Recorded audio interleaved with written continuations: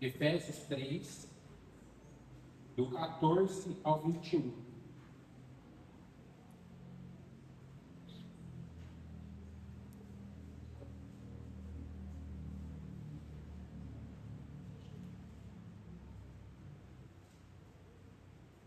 Amém? Diz assim a palavra do Senhor. Por essa razão, ajoelho-me diante do Pai, do qual recebe o nome toda a família nos céus e na terra. Oro para que, com as suas gloriosas riquezas, Ele os fortaleça no íntimo do seu ser, com poder, por meio do seu Espírito, para que Cristo habite no coração de vocês mediante a fé. E oro para que, estando arraigados e alicerçados em amor, vocês possam, juntamente com todos os santos, compreender a largura, o comprimento, a altura e a profundidade, e conhecer o amor de Cristo que excede todo conhecimento, para que vocês sejam cheios de toda a plenitude de Deus, cheios de toda a plenitude de Deus. Aquele que é capaz de fazer infinitamente mais do que tudo que pedimos ou pensamos, de acordo com o seu poder que atua em nós. A Ele seja a glória na igreja e em Cristo Jesus, por todas as gerações, para todos sempre. Amém. Até aquela leitura da palavra do Senhor, vamos orar. Pai, nós estamos diante da Tua palavra. Ela é viva e eficaz. Ela é o firme fundamento para as nossas vidas. Ela é, Senhor, tudo que precisamos receber da parte do Senhor. Ó Pai, sem a Tua palavra nós não conseguimos ser nem fazer qualquer coisa, mas sendo auxiliados por ela, Senhor, como a Tua palavra nos ensina, nós tudo podemos, porque somos fortalecidos pelo Senhor. Continua falando aos nossos corações nessa noite, abre o nosso entendimento e derrama o Teu Espírito Santo sobre a minha vida. Eu seja um mero instrumento do Senhor para trazer a Tua vontade para a Tua igreja. Essa oração que eu te faço, em nome de Cristo Jesus. Amém. Amém. Bom, meus irmãos, nós estamos ainda aqui na exposição da carta de Paulo aos Efésios. Na semana passada fizemos uma pausa porque recebemos o missionário Thales, lá da Cristolândia, e foi uma bênção, uma mensagem que ele nos trouxe. E hoje a gente continua finalizando aqui o capítulo 3 de Efésios. Tem sido uma bênção poder meditar de maneira mais profunda e constante nesse livro tão rico, tão precioso. E é interessante que muitas vezes quando nós olhamos para a carta aos Efésios, a gente lembra geralmente do capítulo 2, que fala da graça, e do capítulo 6, que fala das armaduras espirituais. Mas o livro de Efésios é um livro tão rico que pode nos ensinar muitas coisas como tem nos ensinado. E a minha oração é para que o Senhor esteja falando ao seu coração através da carta de Paulo aos Efésios. E nesse texto nós acabamos de chegar, depois de Paulo trazer um texto que nos é muito desafiador compartilhar. Ele muda o tom e fala que ele vai orar pela vida do povo daquela igreja. E essa oração é um instrumento de Deus para nos ensinar também muitas coisas. Essa oração de Paulo pelos Efésios pode nos ensinar tanta coisa. E eu não poderia começar de outra forma, a não ser como falamos também no capítulo 1 de Efésios, quando ele fala a respeito da igreja. Paulo, ele começa esse texto dizendo, olha, por essa razão, ajoelho diante do Pai. Paulo ora pela igreja. E só isso, só esse versículo já poderia nos ensinar alguma coisa. E aí, eu poderia fazer a pergunta que os irmãos já sabem que eu vou fazer. Será que nós oramos pela nossa igreja?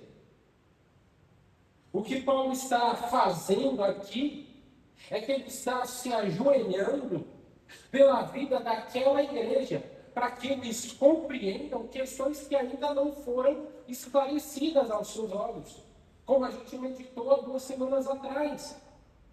Porque ele fala, nós meditamos sobre aqueles mistérios, que haviam sido mistérios, mas que Deus havia revelado a partir do Senhor Jesus Cristo. E Paulo se ajoelha para orar pela vida daquela igreja, para que eles compreendam, primeiramente, essas coisas que ele acabou de ensinar. Às vezes, meus irmãos, nós precisamos, ou melhor, às vezes não, sempre nós precisamos investir tempo em orar pela nossa igreja. Orar pelo corpo de Cristo que o Senhor nos inseriu. Talvez, muitas vezes, a gente prefira fazer orações, clamar ao Senhor por questões pessoais, e não está errado. A palavra do Senhor nos incentiva a fazer isso. Mas também a palavra do Senhor nos incentiva a orar pela nossa igreja. Clamar ao Senhor por aqueles que convivem conosco. Às vezes acontecem coisas que talvez se a gente orasse pela nossa igreja, crendo no poder da oração, não aconteceria. Muitas vezes o pastor falha porque a gente não ora pela vida do pastor. E porque muitas vezes a gente não ora pela vida do líder que está conduzindo o nosso ministério, o nosso departamento. Mas se a gente orasse, Deus agiria e poderia mover céus e terras a favor do seu povo. É importante a gente destacar isso, meus irmãos. Um simples ato de Paulo, de orar, pode nos ensinar tanta coisa. Porque geralmente é um problema, um risco que a gente corre de tratar a oração como último recurso. Já viu alguém que chega para alguém que está numa situação difícil, está em estado terminal no hospital e fala aquela frase: agora é só oração. Mas por que precisa chegar nas últimas consequências para ser oração?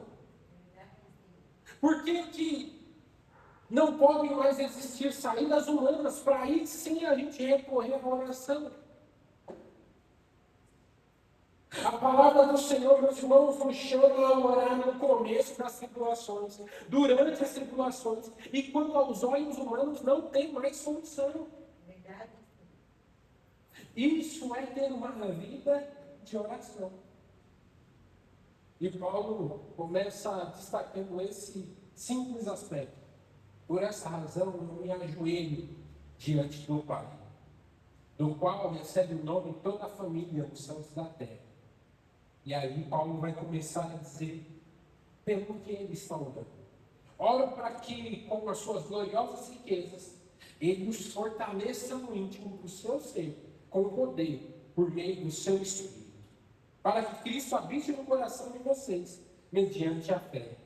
E oro para que vocês, estando arraigados e alicerçados em amor, possam, juntamente com todos os santos, compreender a largura, o comprimento, a altura e a profundidade, e conhecer o amor de Cristo, que excede todo o conhecimento, para que vocês sejam cheios de toda a plenitude de Deus.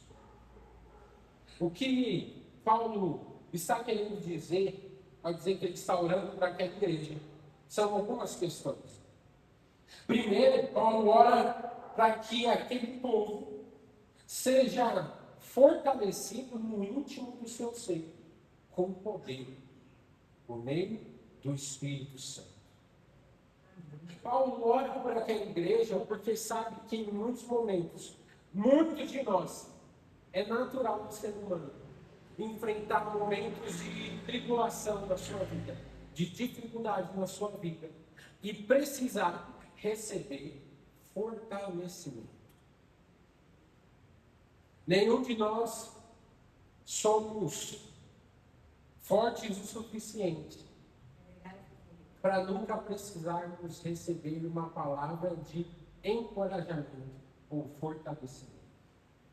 É por isso que Paulo fala: olha, eu oro para que vocês sejam fortalecidos no Espírito, por meio do Espírito. Mas é interessante que Paulo fala a respeito desse homem interior, para que no interior vocês sejam fortalecidos. E ele está querendo destacar esse aspecto, porque ele sabe que tudo que acontece no nosso exterior é fruto do que aconteceu dentro. É fruto da transformação que já aconteceu dentro de nós. A obra do Evangelho não é feita de fora para dentro. Não é a partir de uma lei, por exemplo, que todos vão se tornar cristãos e servir a Jesus. A obra do Espírito Santo acontece de dentro para fora. De dentro para fora. É por isso, meus irmãos, que no momento em que nós falamos, apresentamos o Evangelho a alguém, falamos desse amor grandioso, e como ele fala aqui, a gente não consegue compreender a altura, a largura, a profundidade desse amor. A gente precisa estar clamando que o Espírito Santo faça uma obra no nosso coração, no coração daquele que nos ouve. Porque se o Espírito Santo não fizer uma obra no coração, levando essa palavra do ouvido para o coração, a nossa pregação será inútil. Nós vamos falar e não vai surtir efeito. Porque essa obra acontece de dentro para fora. Ao mesmo passo que muitas vezes o Espírito Santo trabalha em alguém de dentro para fora, sem nem mesmo ouvir uma pregação clara aos ouvidos. Eu não sei se o Espírito Santo já falou com você no silêncio, no secreto, mas é interessante a gente reparar, e eu gosto muito do testemunho desse missionário, já contei aqui, daquele homem que era muçulmano, fazia parte de uma família muçulmana, e naturalmente eles tinham aversão aos cristãos. Eles nem ouviam o que os cristãos pregavam. Mas aquele homem, ele era muito letrado, ele gostava de ler, de estudar. Até que um certo dia ele está caminhando na rua, e onde ele morava ali, um certo tempo atrás, haviam queimado uma série de Bíblias. Mas sabe que quando a gente queima papel, às vezes as folhas saem voando. É o Espírito Santo quem pegou essa folha queimada, carregou até o chão. Esse homem pegou aquele pedaço da Bíblia, que coincidentemente era um trecho que falava a respeito da vinda do Messias. Ele fala que era um texto de Isaías. Ele leu aquele trecho da página queimada da Bíblia e se arrependeu. Creu em Jesus. E a partir daí a gente conhece a história, como de tantos outros, passou a ser perseguido, escorraçado pela sua própria família. Mas ele já não podia mais voltar atrás, porque o amor que havia impactado a sua vida era tão grandioso que ele não se via fazendo outra coisa senão servindo a Jesus. Porque a obra do Espírito acontece de dentro para fora. E o que Paulo está falando é que nós precisamos receber o fortalecimento no íntimo do nosso ser. Porque recebendo fortalecimento no íntimo do nosso ser, o nosso exterior vai ser fortalecido também. Com o Espírito Santo, para que Cristo habite no coração de vocês mediante a fé. Esse verso 17 ele é muito interessante, porque Paulo vai falar sobre Cristo habitar no nosso coração. Mas essa palavra habitar aqui, meus irmãos, não é simplesmente morar de aluguel no nosso coração, ter uma pernoite no nosso coração, morar de vez em quando, morar aos domingos no nosso coração, morar no nosso coração quando nós vamos à igreja. Não, o que Paulo está falando aqui é que essa moradia é uma moradia permanente, estabelecida, onde Cristo é o dono, muda, faz o que quiser na casa do nosso coração. O que Paulo está falando é que ao sermos fortalecidos pelo Espírito Santo, sermos fortalecidos no íntimo do nosso ser, com poder por meio do Espírito Santo, nós vamos alcançar esse aspecto, habitação, sermos habitação de Cristo. O nosso coração será a habitação plena do nosso Senhor e Salvador Jesus Cristo. Isso é muito importante, meus irmãos, porque quando Cristo mora em nossas vidas, mora no nosso coração, não existe mais espaço para outro Senhor. Não existe mais espaço para outros ídolos. Não existe mais espaço para qualquer outra coisa que queira guiar e direcionar a nossa vida. Só há espaço para Cristo. Ele, somente Ele, é suficiente para as nossas vidas.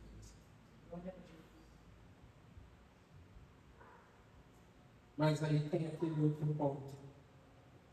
Quando Cristo habita, mora dentro do nosso coração, Ele precisa ter a liberdade de fazer o que Ele quiser, de mudar as coisas de lugar. Esses dias eu até ouvi uma música que fala a respeito disso. Mudar as coisas de lugar. Fazer muitas vezes diferente daquilo que a gente esperava de nós mesmos. Ele, ao morar no nosso coração, Ele não é o nosso servo para fazer somente aquilo que a gente quer que Ele faça. Pelo contrário, o servo da história, nós nos tornamos. Nós somos os servos desse Senhor amado, que agora habita, e por habitar Ele também deve governar a nossa vida. Oro para que Cristo habite no coração de vocês mediante a fé. E oro para que vocês, estando arraigados e alicerçados em amor, possam, juntamente com todos os santos, compreender a largura, o comprimento, a altura e a profundidade, e conhecer o amor de Cristo, que excede todo entendimento, para que vocês sejam cheios de toda a plenitude de Deus. O que Paulo quer nos trazer nesse segundo aspecto é algo que eu não sei se você tem consciência, mas eu oro para que você tenha consciência disso. Paulo, ele usa essa analogia das medições, das medições mesmo, para se referir ao amor de Deus. Ele fala: olha, eu oro para que vocês compreendam a largura desse amor. Largura, porque esse amor alcança todo o povo. Não há uma alma nessa terra que não possa ser alcançada por esse amor. Porque não existe nada mais largo do que esse amor. Eu oro para que vocês compreendam o comprimento desse amor. Porque esse amor ele vai de eternidade a eternidade. Ele não tem fim. Esse amor ele não acaba quando nós tropeçamos ou quando falhamos. Pelo contrário, uma das características desse amor é que ele é resgatador. E ele pode nos resgatar, pois ele é um amor comprido. Eu oro para que vocês compreendam a altura desse amor. Ora, esse amor é capaz de nos levar aos céus, nas maiores alturas. Eu oro para que vocês compreendam a profundidade desse amor. Porque esse amor, ele pode chegar ao mais profundo abismo pecaminoso e nos arrancar de lá. Não é isso que o salmista fala? Se eu subir ao mais alto monte, ali tu me encontrarás. Mas também se eu descer ao mais profundo vale, ali a tua mão me susterá. A mão do Senhor, o amor do Senhor, pode nos alcançar no mais profundo vale. Porque Ele é um amor profundo. E aí, Paulo continua dizendo: e conhecer o amor de Cristo, que excede todo conhecimento. Meus irmãos, o amor de Jesus excede todo conhecimento.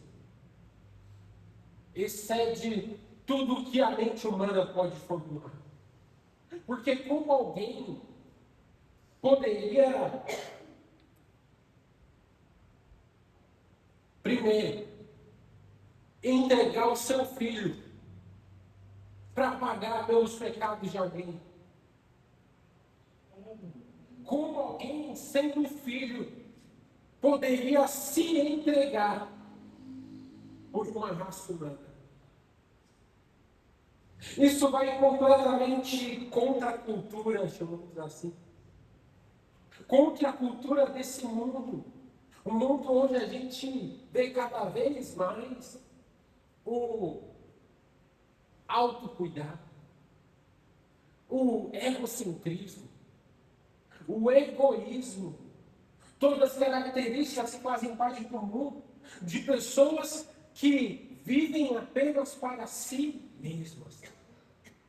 Como a gente pode entender, como pode caber na nossa cabeça um amor que não mediu esforço, que não se preocupou com a sua própria vida, mas a entregou para que nós pudéssemos ter a redenção.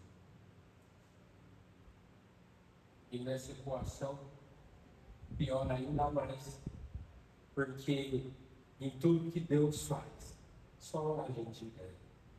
Toda a entrega é dele, mas todo o benefício é nosso.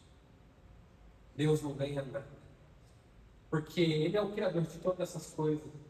Não há nada que Ele não tenha que Ele possa ganhar de nós. Nessa equação, só quem ganha somos nós. Mas só quem entregou foi Ele.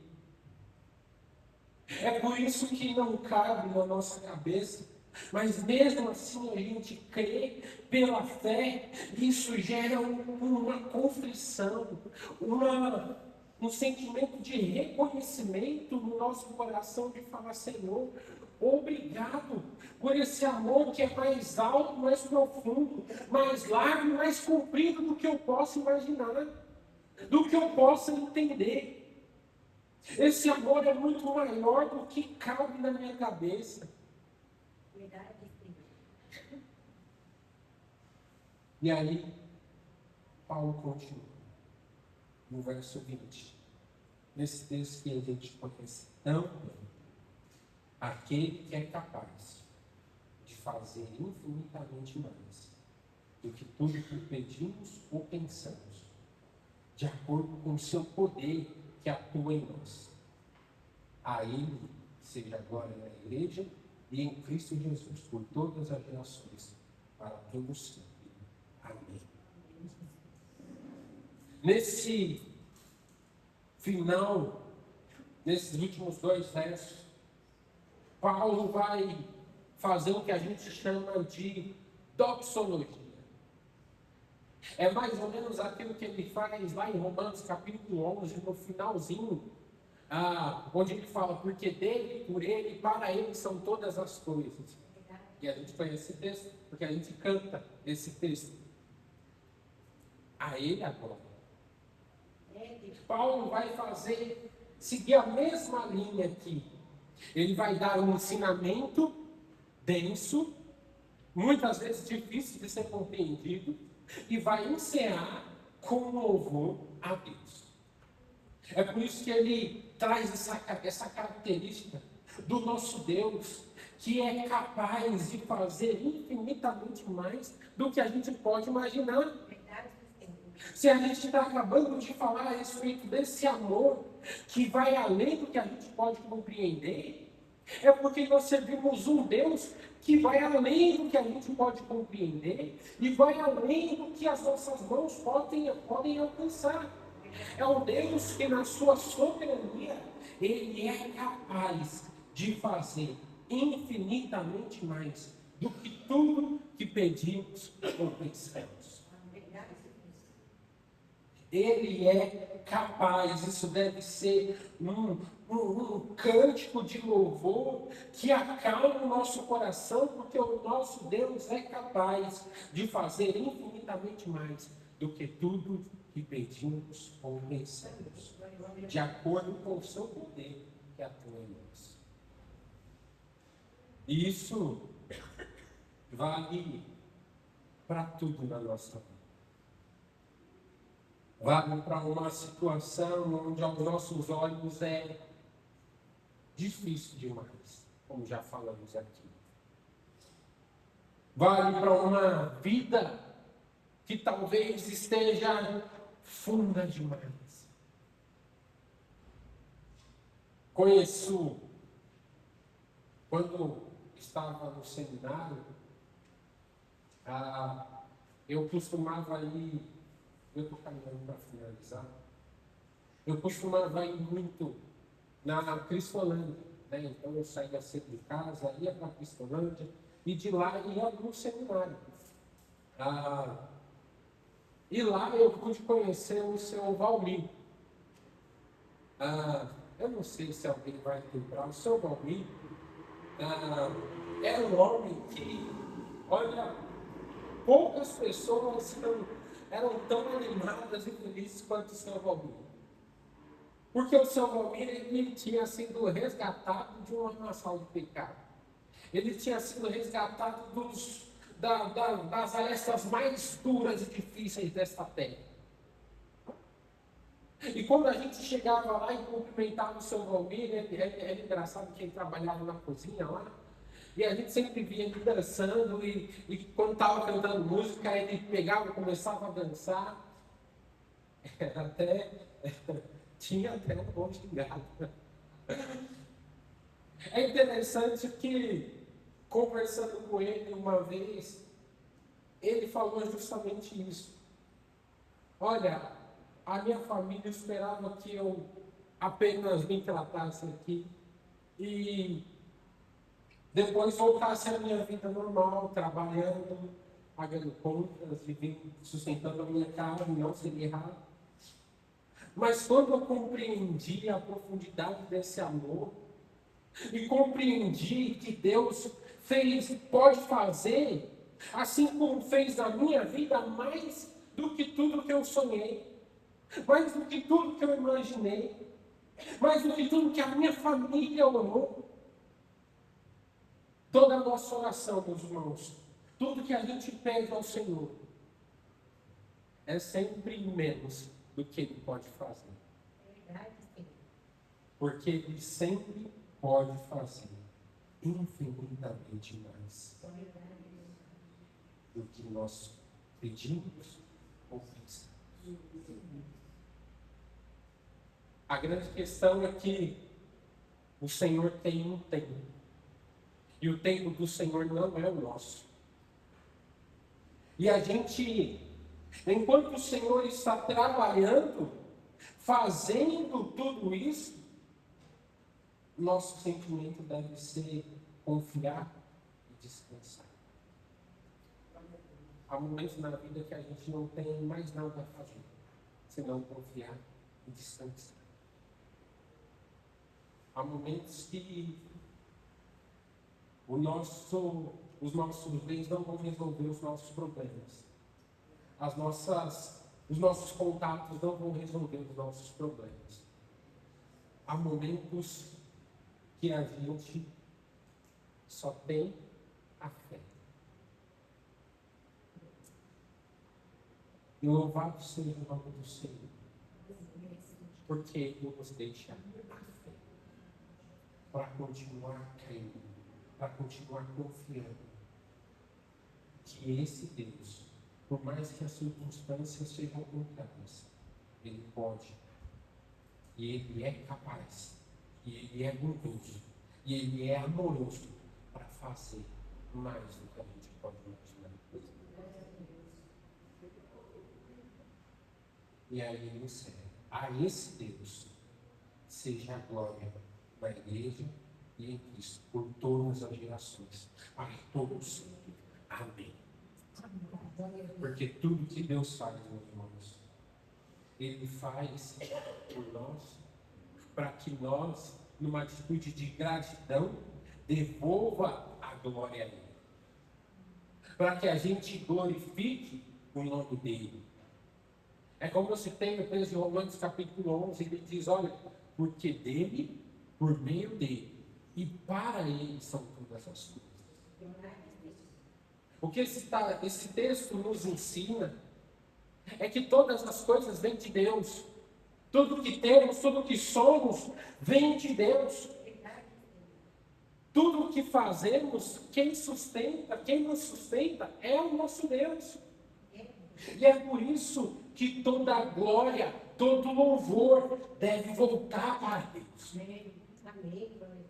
É por isso que em tudo que fazemos nós precisamos reconhecer: louvado e glorificado seja o nome do Senhor. Não só agora, mas por todas as gerações. Que o nosso Senhor seja glorificado através da nossa vida, em tudo que fazemos, em tudo que somos. Tudo deve ser feito para a glória do nome do Senhor. Desde o nosso convívio em igreja, até mesmo no nosso dia a dia particular, nos nossos estudos, no nosso trabalho, nos nossos afazeres em casa, tudo deve glorificar o nome do nosso Senhor. Que a minha e a sua vida seja para a glória desse Deus. Amém.